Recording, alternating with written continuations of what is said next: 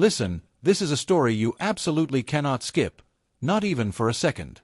It was a regular Monday night inside a jiu-jitsu gym in Austin. Everything was normal, the sweat, the noise, the usual guys showing off their strength. But today, a woman walked in who looked like she didn't belong. She was in her mid-30s, quiet, standing alone in the corner. White belt, simple uniform.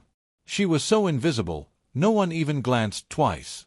On the other side was Bryce, blue belt, big muscles, and pure arrogance spilling out of his mouth. He spotted Grace, stopped cold, and laughed. He called out to his coach, "Hey, coach, are we letting soccer moms join now? Is this real fighting, or a self-defense lesson?" The whole class snickered. But Grace didn't react. She didn't say a word. She just kept doing the drills, silently. Her movements were weirdly perfect, no rushing, no mistakes. It looked like she knew everything, but she was just a white belt. And then the moment came, sparring time. Bryce marched straight over to her.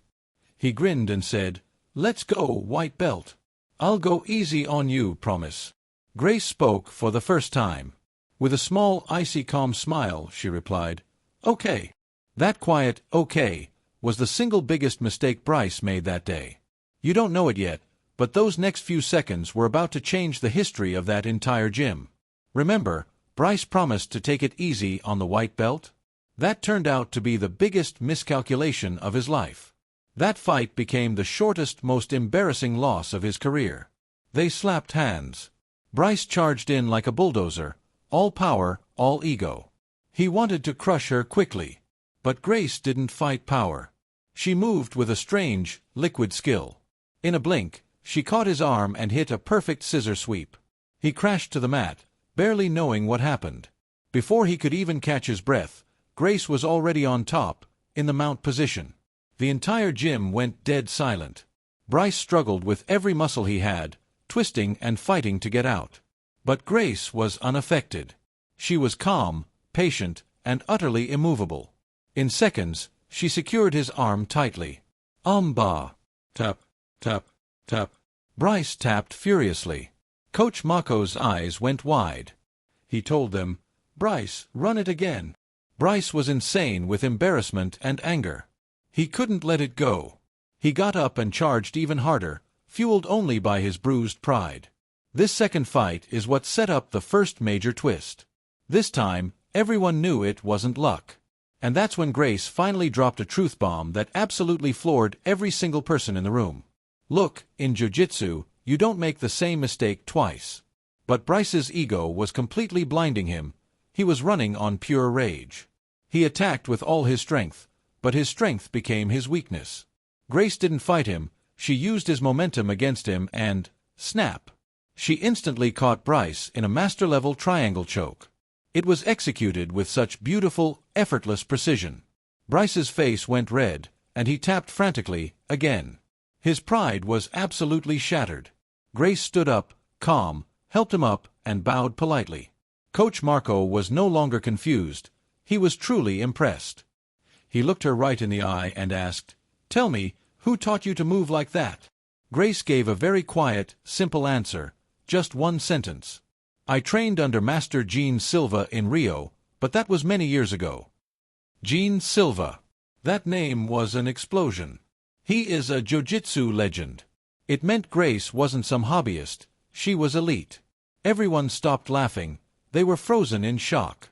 But here's the biggest question, if she's elite, why is she wearing a white belt? Her real secret was still completely safe. The news of her performance spread like wildfire, and the very next day, it brought a very specific kind of visitor to the gym.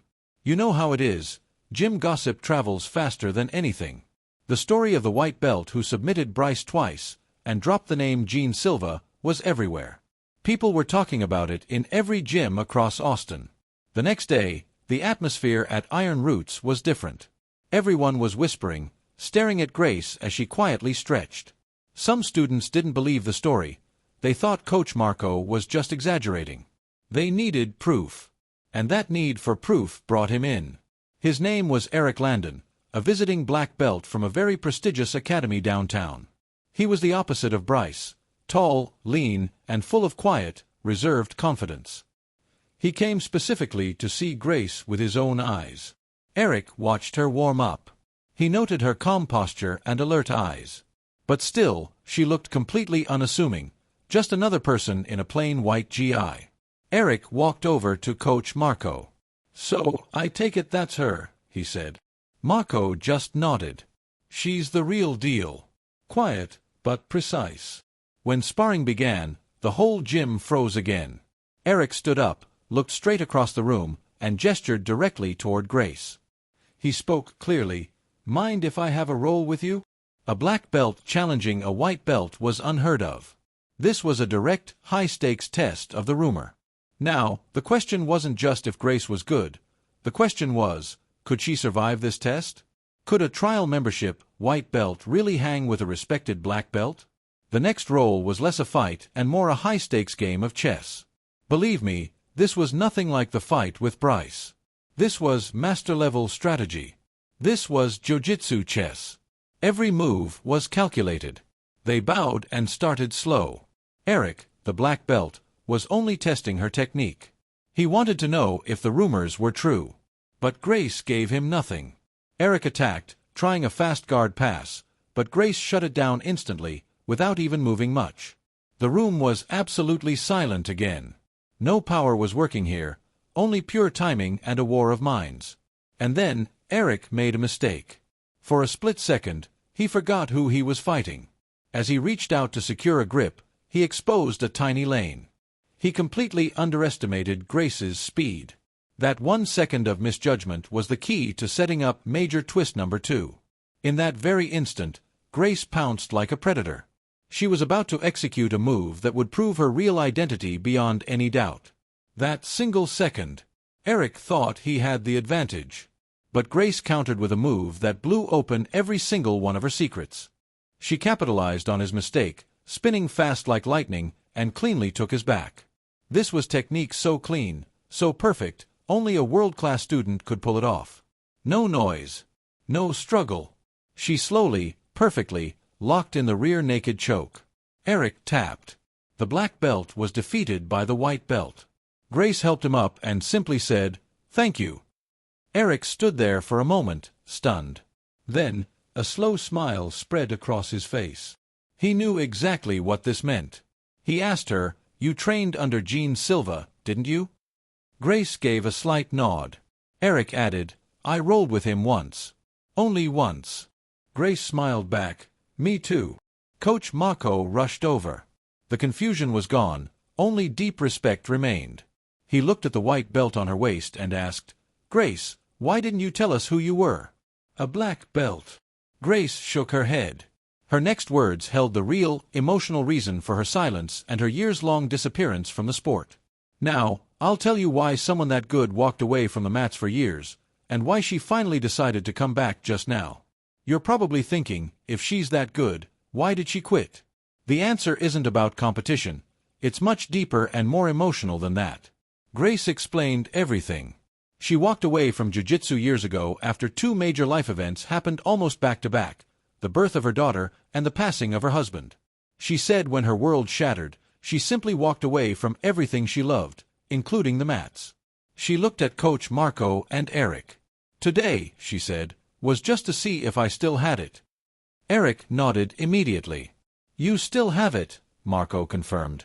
"In spades." Eric told her honestly that if she ever decided to teach, any gym would be lucky to hire her. Grace looked around the room. The same people who had ignored her, the students who had snickered at the soccer mom, were now watching her with admiration. She hadn't come back to prove a point to Bryce or the black belt. But in that moment, she realized she had inspired an entire room. She wasn't just respected, she had become a light. And that light was about to guide others. The story could have ended right there, but her return had a higher purpose. After class, a few people approached her with a request. Get this, when you inspire people like that, purpose comes knocking at your door. Grace didn't come back to be a leader, but leadership found her. Grace's quiet strength resonated with everyone, especially the women in the gym. They saw how she refused to be dismissed, how she defeated pure ego with pure skill. After class, when the mats were almost clear, a few of the women approached her privately. They saw a mentor. One of them finally asked, "Grace, would you consider running a women's self-defense class here?" "You're incredible." Grace paused. This was a whole new commitment. This was teaching, a path she hadn't considered since she quit years ago. She looked at the women, then back at the gym. A slow, contented smile crossed her face. She finally said, "Yeah, I think I'd like that." The story could have ended there, but the final most satisfying twist was hidden on a poster that went up the next week. The final segment will tell you how this quiet woman found her voice again, not just for herself, but for everyone who needs to remember who they are. So this is the last piece of the puzzle. Grace didn't come back to win medals or seek revenge. She came back to remember who she was. But life always has a bigger plan. The next week, the final, satisfying twist was revealed. A small poster appeared at the front desk of Iron Roots.